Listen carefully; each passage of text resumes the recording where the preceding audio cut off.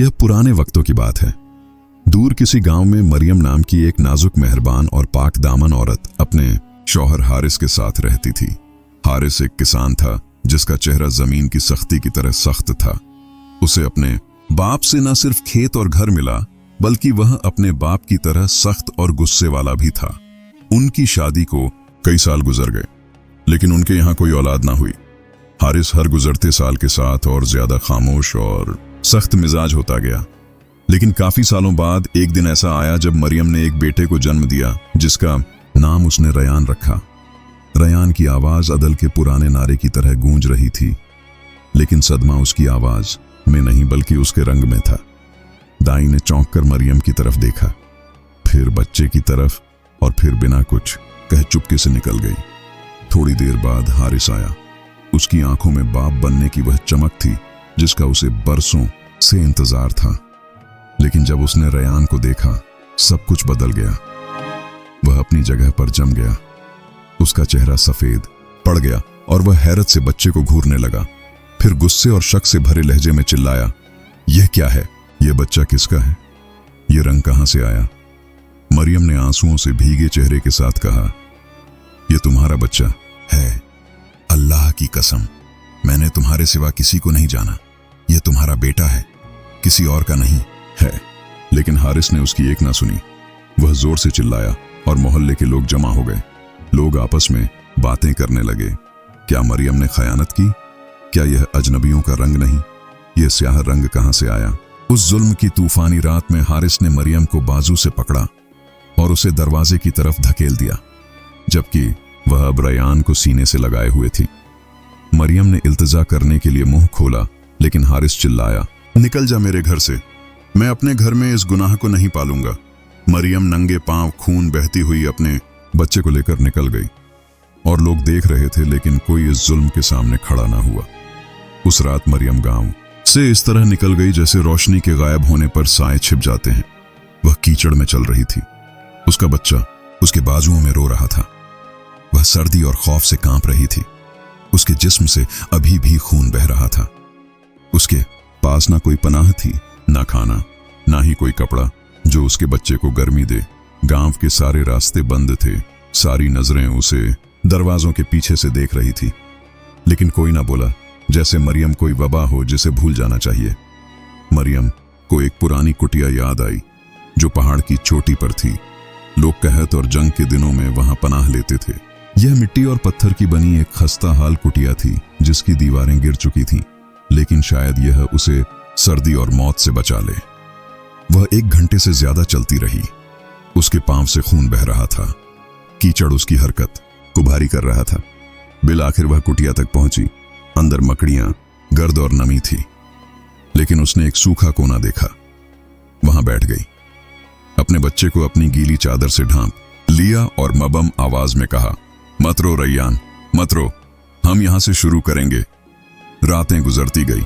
मरियम पहाड़ों के दामन से जड़ी बूटियां इकट्ठा करती, खाने के लिए जड़ों की तलाश करती जिन्हें उबाल कर खाया जा सके। वह चुपके से एक करीबी गांव तक जाती जो उसके अपने गांव से दूर था। वहां की औरतों के छोटे मोटे जख्मों का इलाज कर देती और बदले में कुछ रोटियां या दूध मिल जाता। उसने अपनी नानी से जड़ी बूटियों के बारे में मालूमात सीख रखी थी। आहिस्ता आहिस्ता लोग उसे वह औरत जो चट्टानों में रहती है के नाम से जानने लगे, लेकिन उसने अपने बेटे के बारे में किसी से कुछ न बताया। रयान आहिस्ता आहिस्ता बड़ा होने लगा। मरियम उसे लकड़ी के तख्तों पर कोयले से लिखना और पढ़ना सिखाती। जब भी वह रयान के चेहरे को देखती, उसका गहरा रंग, घुंघराले बाल और चौड़ी आंखें, उसे लगता कि यह कोई आम बच्चा नहीं बल्कि एक पैगाम है। एक पैगाम कि इंसान का रंग उसकी कीमत नहीं, उसका अमल उसकी कीमत है। बरसों गुजर गए। मरियम ने उस कुटिया को अपने हाथों से पत्थर पर पत्थर रखकर एक गर्मजोश छोटे से घर में बदल दिया। इस घर में रयान बड़ा हुआ और एक मजबूत घुंघराले बालों और गहरी चमकदार जल्द वाला जवान बन गया, जिसकी चौड़ी आंखों में तजस्सुस और हिकमत झलकती थी। वह बचपन से ही अलग था, न सिर्फ अपनी शक्ल में बल्कि अपने दिल और दिमाग में भी। रयान अल्लाह का नेक बंदा था जो रात के सन्नाटे में नमाज पढ़ता, हवा की आवाज सुनता जैसे उसकी जुबान समझता हो वह हर छोटी से छोटी चीज को गौर से देखता। उसने अपनी मां से जड़ी बूटियों का इल्म भी सीखा, लेकिन रयान की रूह में इबादत की रोशनी थी। वह जंगल से जड़ी बूटियां इकट्ठा करते वक्त दुआएं पढ़ता और हर पौधे को अल्लाह की तख्लीकत समझकर उसकी हिफाजत करता। जब रयान पूछता कि हम लोगों के साथ क्यों नहीं रहते, लेकिन मरियम उस गांव के बारे में ज्यादा ना बताती जहां से उसे निकाला गया था, ना ही उसके बाप के बारे में। वह नरमी से कहती, क्योंकि वह तुम्हारे लिए तैयार नहीं थे बेटा। लेकिन वह सीखेंगे। 20 साल की उम्र में उसने एक नायाब जड़ी बूटी तलाश की जो बुखार को कम करती थी, जिसे वह अल्लाह की रहमत समझता था। वह उसे जमा करते वक्त सूरह अल फातिहा पढ़ता और उसे इस्तेमाल करते वक्त दुआ मांगता। 24 साल की उम्र में उसने एक करीबी गांव की औरत को झिंझगी के दौरान खून बहने से बचाया, जब उसके पास कोई ना था। रयान ने अपनी मां से सीखी हुई जड़ी बूटियों की दवा इस्तेमाल की, लेकिन वह इसे अल्लाह की रहमत से जोड़ता था। वह दुआएं पढ़ता और कहता, यह पौधे अल्लाह की जमीन से उगते हैं और उसकी इजाजत से शिफा देते हैं। आहिस्ता आहिस्ता उसका नाम करीबी गांव में सरगोशियों में फैलने लगा। वह पहाड़ का लड़का जो इलाज के राजा जानता है, कहते हैं उसका हाथ जिस्म की आग को ठंडा कर देता है। लेकिन उसका रंग यह कहां से आया? मरियम यह सब दूर से सुनती और मुस्कुराती। फिर अपने बेटे से कहती, लोग रयान जो नहीं समझते उससे नफरत नहीं करते बल्कि डरते हैं, और वक्त के साथ मोहब्बत खौफ को शिकस्त दे देती है। एक दिन जब रयान जंगल से वापस आ रहा था, उसने देखा कि करीबी गांव के कुछ बच्चे पेड़ों के पीछे छिपकर उसे देख रहे हैं। एक बच्चा करीब आया और पूछा, क्या तुम जादूगर हो? रयान हंसा और बोला, मैं अपनी मां का बेटा हूं और अल्लाह का बंदा हूं जिसने फितरत से सीखा और उसकी रहमत पर भरोसा किया। उस दिन से बच्चों ने उससे करीब होना शुरू किया, पहले डर से, फिर तजस्सुस से और फिर तारीफ से। रयान उन्हें बिना किसी बर्तरी के एहसास के सिखाता। लेकिन उस गांव में जहां से मरियम को निकाला गया था, कुछ बदल रहा था। बीमारी फैलने लगी, पौधे सूख रहे थे और खौफ वापस आ रहा था। यह उस वाक्य की शुरुआत थी जो सब कुछ बदल देगी। उस गांव में जहां वक्त ज्यादा तब्दील नहीं हुआ था और दिलों से झालत ना गई थी, एक आफत ने सर उठाया। एक गर्म मौसम गर्मी आया, कुएं सूख गए, फसलें सूखने लगीं। दुआओं और इस्तगफार के बावजूद हालात बेहतर ना हुए। पहले एक किसान के घर में बुखार नुमाया हुआ। एक छोटा बच्चा जिसका जिस्म जल रहा था और आंखें धुंधला रही थीं। लोगों ने कहा कि यह सर्दी की बीमारी है, लेकिन यह ना थी। बीमारी उसके भाई को लगी, फिर पड़ोस की लड़की को और फिर आधे मोहल्ले को। हर मुतासिर बच्चे की आंखें थक जाती। तबीब आज थे, हकीमों ने बुरी रूहों पर इल्जाम लगाया, अफवाहें फैलने लगी। यह लानत है, शायद किसी ने आसमान का गजब नाजिल किया, शायद उस औरत को जिसे जुल्म से निकाला गया था। कोई मरियम का नाम बराह रास्ता ना लेता। लेकिन कुछ बूढ़ी औरतें सरगोशियों में कहती, वह जो बारिश की रात में निकाली गई थी, क्या वह पाक दामन ना थी? क्या उसे निकालना बड़ा जुल्म ना था?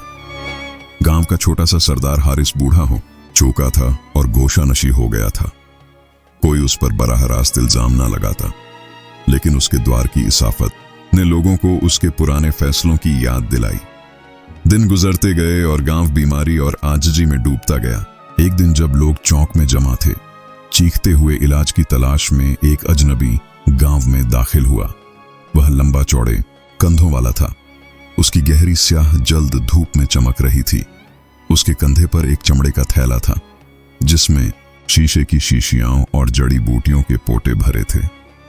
वह पर इत्माद कदमों से चलता हुआ पहले मुतासिर घर के पास पहुंचा और अंदर जाने की इजाजत मांगी। बाप ने पहले इनकार किया, लेकिन उसकी एक नजर ने उसे पीछे हटने पर मजबूर कर दिया। अजनबी अंदर गया और 1 घंटे बाद बाहर आया। बच्चा सुकून से सांस ले रहा था और बिना कांपे सो रहा था। लोग जमा हो गए, सवालों की बौछार शुरू हो गई। तुम कौन हो? यह कैसे किया? तुम्हारा नाम क्या है? उसने नरमी से कहा, मेरा नाम रयान है, मरियम का बेटा। हर तरफ सन्नाटा छा गया, जैसे वक्त रुक गया हो। लोगों की नजरों में हैरत, शर्मिंदगी, नदामत और सदमा घुल मिल गए। वह बच्चा जिसे बरसों पहले निकाल दिया गया था, पहाड़ से वापस आया था, ना इंतकाम लेने, बल्कि इलाज करने। चौक में गहरी खामोशी छाई, जैसे हवा भी इस नाम को सुन रही हो। रैयान, मरियम का बेटा।